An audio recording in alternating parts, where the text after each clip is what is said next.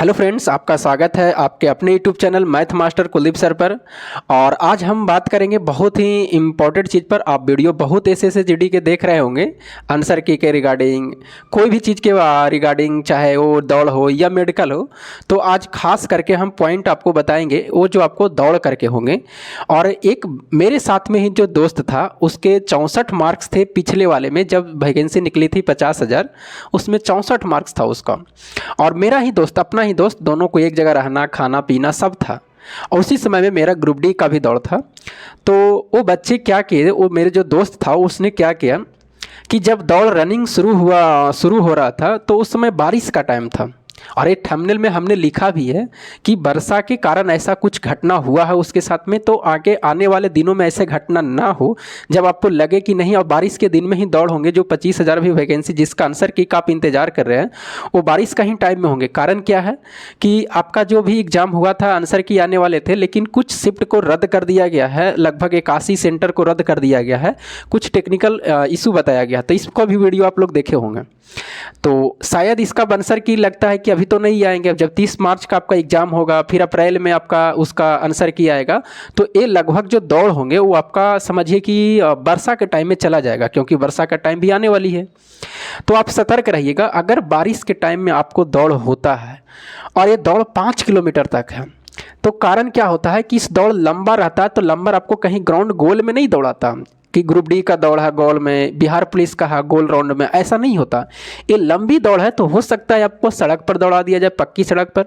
हो सकता है कहीं कच्चा सड़क भी हो, वहाँ भी दौड़ा दिया जाए आपको। तो यहाँ पर प्रॉब्लम हो जाता है, कच्ची सड़क पर प्रॉब्लम हो जाता है कि जब बारिश होता है तो बच्चे को ध्यान में नहीं रहता कि हम जब जूता पहन के दौड़ते हैं ना, तो आप जूता पहन के दौड़िएगा तो आपको बारिश के टाइम वहाँ किचकिचाहट हो जाएगी। आप दौड़ना शुरू किए, हो सकता है 10 मिनट के बाद आपका बारिश शुरू हो जाए, आप जूता पहने हुए हैं तो आपका किचकिचाहट हो जाएगा। और ये घटना घट चुका है मेरे दोस्त के साथ में, तब मैं आपको बता रहा हूँ।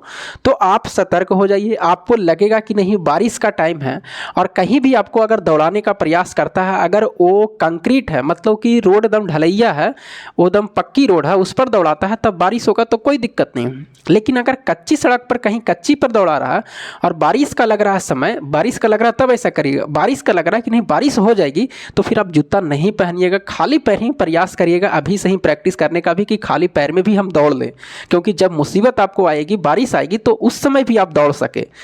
ये हमें सूचना देनी थी। और ये घटना मेरे दोस्त के साथ में घट चुकी है। 64 मार्क्स था और दम उसका एसएससी मतलब आर्मी का दौड़ निकाला हुआ था, मेरिट में छटा हुआ था, मेरे सामने रहना खाना पीना सब था पिछले बार जब हम ज्वाइनिंग नहीं किए थे रेलवे ग्रुप डी का। तो आपके साथ में ऐसा घटना ना हो। जब बारिश हो तो जूता का प्रयोग आप ना करें।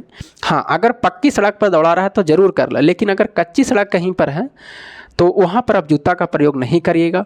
अगर मान लीजिए कि आप जूता खोलते, मान लीजिए कि अगर खोल के आप फेंक भी देंगे, तो बताइए कि अगर मट्टी सड़ जाएगा, खोलिए उसको निकालिए, तो आपको 2 मिनट टाइम ऐसा ही चला जाएगा, 2 मिनट पक्का चला जाएगा।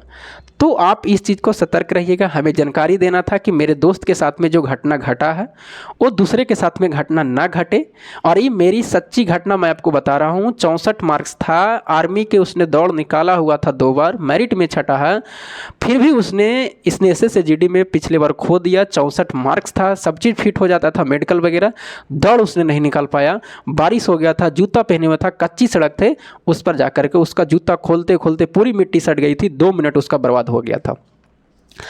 कितना आपको लगते रहेगा जूता खोले ना खोले, वो भी लगता रहेगा जब दौड़िएगा। तो जब आपको कच्ची सड़क हो, बारिश का मौसम समय रहे, तो आप जूता का प्रयोग नहीं करिएगा, खाली जूते का आप दौड़ने का प्रयास करिएगा। अभी भी प्रैक्टिस करिएगा, कुछ समय ऐसा दौड़िएगा कि खाली पैर में भी हम दौड़ सके, तभी जाकर के फिर वहाँ खाली पैर में आप दौड़िएगा।